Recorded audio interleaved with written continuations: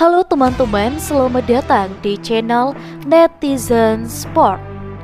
Salah satu pemain legenda Singapura memberikan pernyataan yang secara tidak langsung juga menyindir program naturalisasi Timnas Indonesia. Sebagaimana diketahui, Timnas Indonesia di bawah asuhan Sintayong diperkuat oleh segudang pemain naturalisasi berkualitas. Tak dapat dipungkiri, kekuatan Timnas Indonesia memang meningkat pesat sejak dilatih oleh Sintayong dan kedatangan pemain-pemain naturalisasi. Berbeda dengan program naturalisasi pemain yang dulu pernah dijalankan, kini Timnas Indonesia lebih berfokus pada pemain keturunan yang berkarir di Eropa. Sehingga tidak heran jika pemain Timnas Indonesia sudah seperti klub-klub di Liga Eropa. Namun, legenda Singapura Fandi Ahmad justru memberi pernyataan yang seolah menyindir program naturalisasi Timnas Indonesia. Dalam sebuah wawancara dengan media Vietnam, Zing News, Fandi Ahmad menyampaikan pandangannya tentang peluang negara-negara Asia Tenggara untuk bisa melaju ke Piala Dunia. Kemudian, Fandi Ahmad menyinggung program naturalisasi yang kerap dilakukan negara-negara Asia Tenggara, termasuk diantaranya adalah Timnas Indonesia. Saya tidak mengatakan itu cara terbaik bagi tim untuk berpartisipasi di Piala Dunia, ujar Fandi Ahmad seperti dilansir dari media Vietnam Zing News. Walau begitu, secara sekilas memang program naturalisasi bisa mendorong peningkatan kualitas timnas. Namun, penggunaan timnas pemain naturalisasi akan membantu meningkatkan kualitas.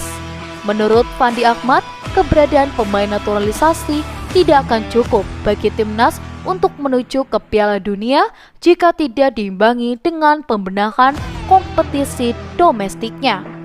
Legenda Singapura tersebut mengajak untuk melihat bagaimana Korea Selatan dan Jepang dalam membangun kompetisi domestik tersebut.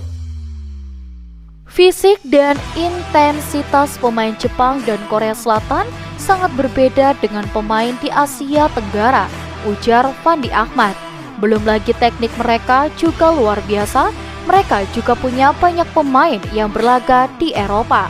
Bermain di turnamen top dunia, setiap tahunnya kompetisi sepak bola di negara-negara tersebut terus berkembang.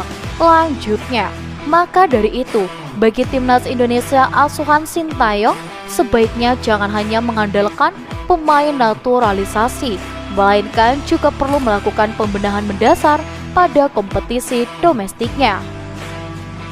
Namun, dari salah satu pelatih Malaysia malah akui strategi Sintayong dan PSSI berhasil buat Timnas Indonesia makin kuat.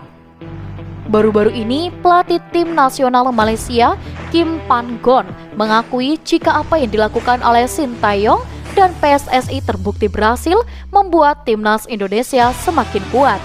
Bukan hanya itu, Kim Pan Gon juga berharap pasukan Harimau Malaysia bisa mengikuti strategi yang dilakukan oleh Sintayong dengan Timnas Indonesia bisa mereka ikuti. Strategi tersebut adalah kombinasi pemain lokal dan naturalisasi yang dilakukan oleh Sintayong. Bukan itu saja, Kim Pan Gon sangat mengapresiasi STY dan PSSI yang tidak asal-asalan memilih pemain yang akan mereka naturalisasi. Kita tahu jika dalam kurun 1 dekade terakhir, PSSI cukup gencar berburu pemain keturunan Indonesia untuk dinaturalisasi.